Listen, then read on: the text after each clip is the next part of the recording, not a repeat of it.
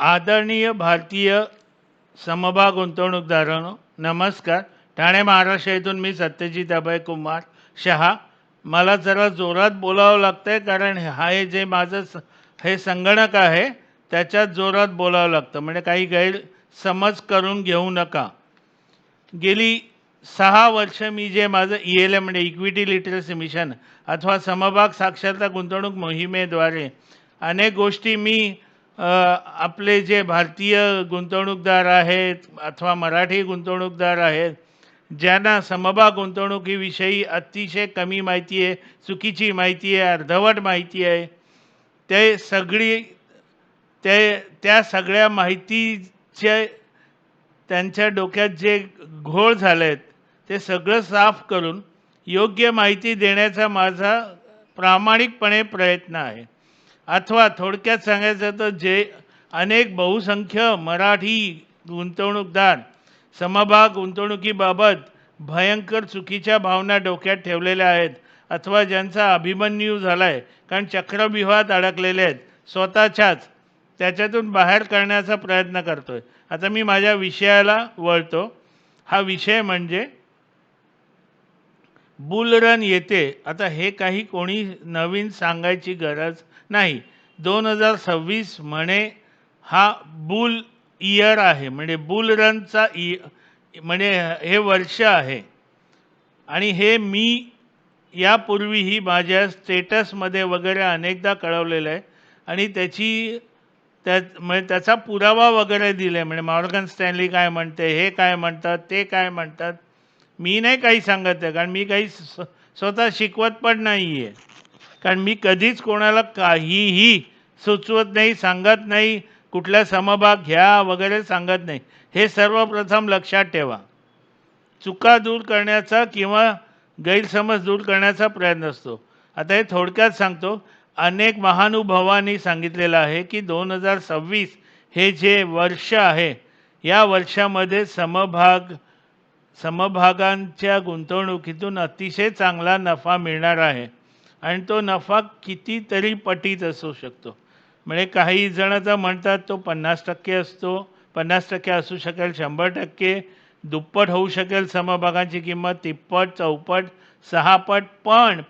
पण ते समभाग योग्य अभ्यास केलेले, त्याच्यानंतर योग्य म्हणजे ज्याला फंडामेंटली स्ट्रॉंग असेच कुठले तरी चंगू मंगू आलतू फालतू, मला कोणाचीच नावं नाही घ्यायची, अथवा ह्या गिरहस्थांनी सांगितलं, त्या माझ्या इमारतीच्या वॉचमननी सांगितलं, मी रिक्षावाल्याकडून ऐकलं, मी त्या TV वर ऐकलं, हे असल्याच मध्ये कुठे अडकून पडू नकात. आता गेली 6 वर्ष मी जे हे माझं चालवते, माझी जी समभाग साक्षरता गुंतवणूक मोहीम, त्या मोहिमेद्वारे माझं अनेक जणांशी बोलणं होतं. त्याच्यातून मला अनेक गोष्टी अशा निदर्शनास आलेल्या आहेत की अनेक समभाग गुंतवणूकदार अतिशय तोंडावर पडतात आणि समभाग गुंतवणुकीतून बाहेर पडतात.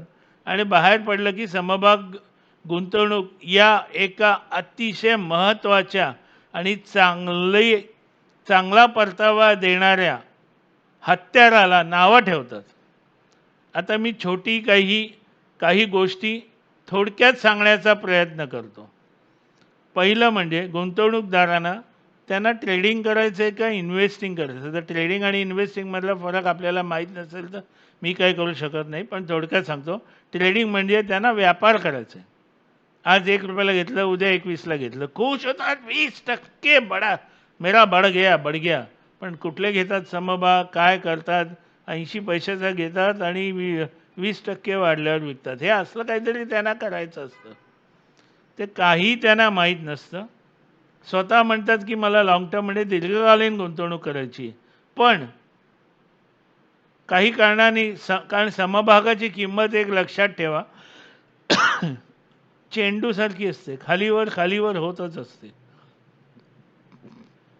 समभागाची किंमत खाली आल्यावर लगेचच घाबरतात, मानसिक संतुलन बिघडतं, ताबडतोब विकतात.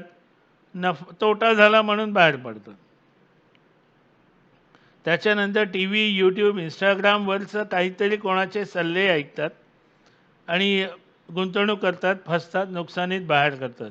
मित्र, मैत्रीण, त्याच्यानंतर बायकोची मैत्रीण, बायकोचा भाऊ, हे असल्या सगळ्यांचं काहीतरी ऐकून, अरे मैंने तो ऑप्शन्स फ्युचर्स में 25 लाख कमाया, हे असलं काहीतरी करून ते करतात आणि ते स्वतः 25 लाख वजामध्ये जातात.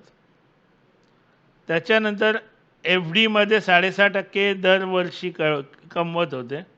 पण इथे आल्यावर त्यांना ना दररोज नव्हे दर मिनिटाला 6.5% हवे असतात. नाही मिळालं की मग त्यांचं मानसिक संतुलन बिघडतं, सोडून जातात. त्याच्यानंतर आत्तापर्यंत ह्या व्यक्ती बँकमध्ये म्हणजे एफ डी किंवा म्युच्युअल फंडमध्ये ठेवत होते आणि तिकडे ते वर्षातून एकदाच बघायचे, अरे वा आपलं एवढं वाढलं किंवा आत्ता आपली किती झाली किंमत, हे पाहण्याची सवय होती. पण इथे समभाग गुंतवणुकीत आलं की इथे दर मिनिटाला, दर तासाला, दररोज समभागाचे भाव बघतात आणि खाली वर झालं की लगेच मानसिक संतुलन बिघडून जातं. ताबडतोब बंद करतात आणि अनेकांचे असे एकदा उघडून ठेवलेले डीमॅट अकाउंट असेच आहेत, काही त्याच्याकडे केलेलं नाही आहे. आणि मग परत येणे माझ्या मागल्या एफ डी आणि हे परत मग शासनाला नावं ठेवायची, शेतकऱ्यांना नावं ठेवायची, भाव वाढवता, कांदा महाग करता, आम्हाला परवडत नाही. अरे परवडत नाही कारण तुम्ही तुमचं उत्पन्न वाढवायला जात नाही. तर काही जण तर कर्ज घेतात, समभागात गुंतवणूक करतात आणि थोडंसं जरी मार्केट खाली आलं की जे कोणी कर्ज देणारे त्यांचे सासरे, वडील, आई, मेव्हणी, भाऊ, मेवणा हे लगेच ते पैसे मागून घेतात की हे आहेत त्या भावाला विकतात आणि बंद करतात, कुलूप लावतात. समभाग गुंतवणुकीला कुलूप. दीर्घकालीन गुंतवणूक करायची ठरवून लघुकालीन गुंतवणुकीच्या सारखं वागतात. म्हणजे रोज भाव बघणं, अरे वा 1% वाढला विकून टाका, 2% वाढला विकून टाका. म्हणजे हे सगळं चुकीचंच. अशामुळे काय होतं ना, त्यांना कंपाऊंडिंग इफेक्टचा कधीच फायदा मिळत नाही. मुख्य म्हणजे कधीच ते ॲव्हरेजिंग करायला जात नाहीत.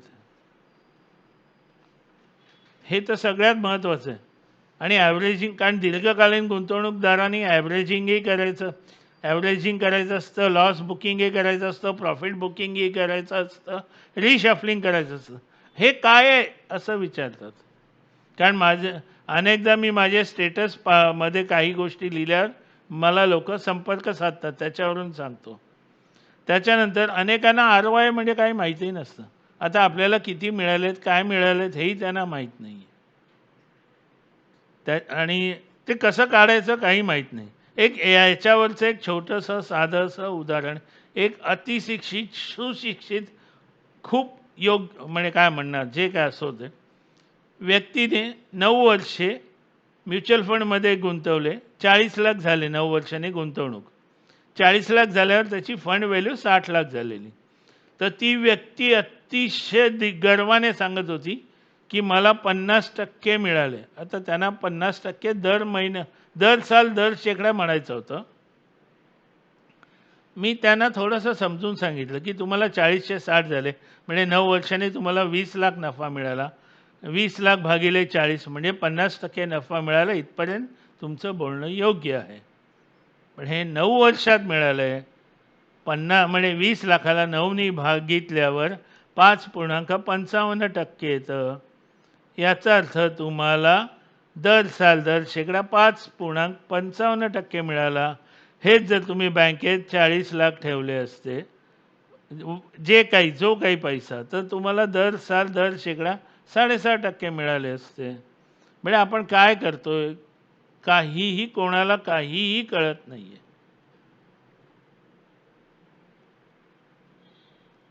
मगाशी सांगितल्याप्रमाणे कंपाऊंडिंग इफेक्ट कधी त्यांना मिळतच नाही, कारण ते तर म्हणजे तेवढ्या लांबपर्यंत दीर्घकालीन ठेवतच नाही आहेत. त्याच्यानंतर ह्यांना बोनस माहीत नसतं, स्टॉक स्प्लिट त्याचा काय बेनिफिट होतो, त्याच्यामुळे आपली व्हॅल्यू किती वाढली आहे किंवा डीमर्जर हे काहीही माहीत नसतं. डीमर्जर तर हे अक्षरशः फुकटात मिळालेलं असतं. हे काहीही त्यांना कळत नाही. बोनस आला आणि लगेच बोनस लीज झाला की लगेच समभागाची किंमत कमी येते, लगेच घाबरतात. अरे बापरे, मी 1000ला घेतलेला आणि आता 500 झाला, नुकसानीत गेलो मी. अरे पण बोनस झाला, त्याच्यामुळे तुमचे समभागांच्या संख्येमध्ये वाढ झाली. संख्येमध्ये वाढ झाली की लिक्विडिटी वाढली. लिक्विडिटी वाढली की थोडंसं तरी थांबा, आपोआप समभागाची किंमत वाढते. काही माहीत नसतं. त्याच्यानंतर ते डिव्हिडंड कधीच नफ्यामध्ये घेत नाहीत. आता काही जण अनेक जण अतिशय चांगला डिव्हिडंड देतात. म्हणजे डिव्हिडंड वगैरे काही माहीत नाही. त्याच्यानंतर उगाचच कोणाचं तरी ऐकायचं, small cap, large cap, small cap, large cap, mid cap, tiny cap, वगैरे वगैरे. आणि अरे हा तर समभाग गंमत म्हणजे स्मॉल कॅप म्हणजे काय माहीत नाही. आज एका माझ्या ओळखीच्या व्यक्तीचा मला संदेश आला व्हॉट्सअपवर की अरे हा स्मॉल कॅप आहे का.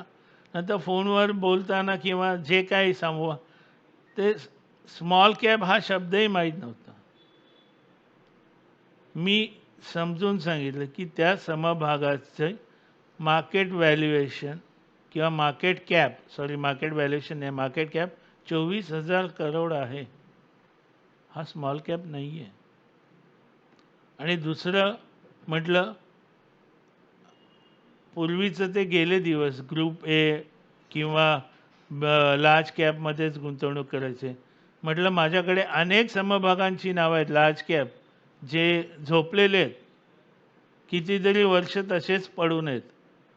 फक्त लोकांनी कधीतरी वडिलांच्या काळी, आजोबांच्या काळी ऐकलेलं की हे मोठे मोठे घ्यायचे समभाग, म्हणजे पूर्वी ग्रुप ए मध्ये वगैरे होते.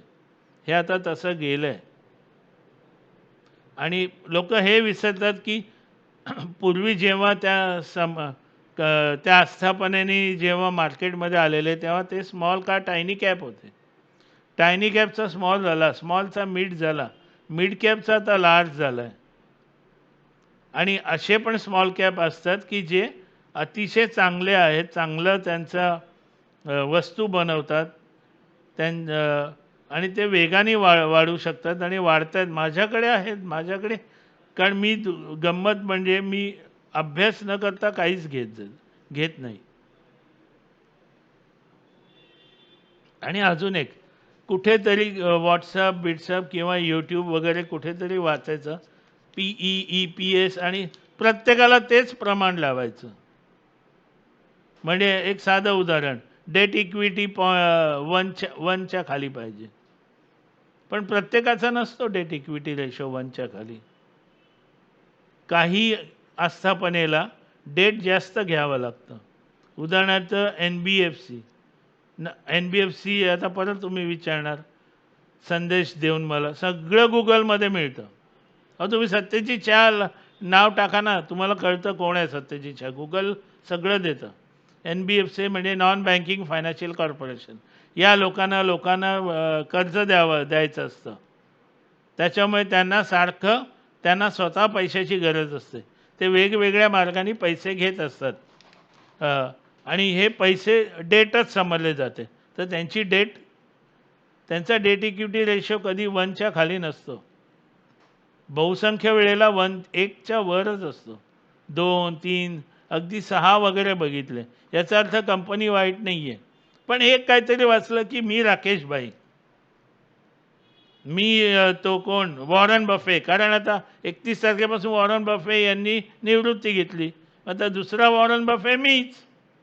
कारण कालच मी वाचलं PE म्हणजे काय, EPS म्हणजे काय. आणि चुकून माझ्याशी फोनवर संभाषण झालं तर एकदम पानिपतची लढाई. तुम्हाला काय कळतं, मी कालच वाचलं. हे असलं सगळं नका करू. समभाग गुंतवणूक ही तुमच्या फायद्यासाठी आहे. योग्य प्रकारे गुंतवणूक करा. चुका केल्यावर पडणारच. तुम्ही पडलात म्हणून समभाग गुंतवणूक क्षेत्र वाईट नाही आहे. जे राकेशभाई झुंझुनवाला 1985 साली वडिलांकडून घेतात आणि आज त्याचे 37-38 आता माहीत नाही 40,000 करोड झाले असतील. आणि एक माझ्या लक्षात आलं आहे, खास करून गुजराती समाज सोडून, म्हणजे कौतुक आहे गुजराती समाजाचं, ते समभाग गुंतवणुकीला एक पैसा कमवण्याचं क्षेत्र समजतात. मराठी माणूस कधीच त्याच्याकडे करिअर म्हणून समजतच नाही. हाँ यार तू बोला मैं डालता हूँ, मेरे को मिलना चाहिए.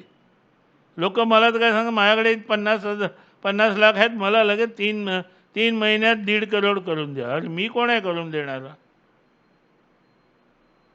कोणी नाही आहे मी. फक्त मी कुठल्याही कॉपी बुक स्टाईलप्रमाणे जात नाही.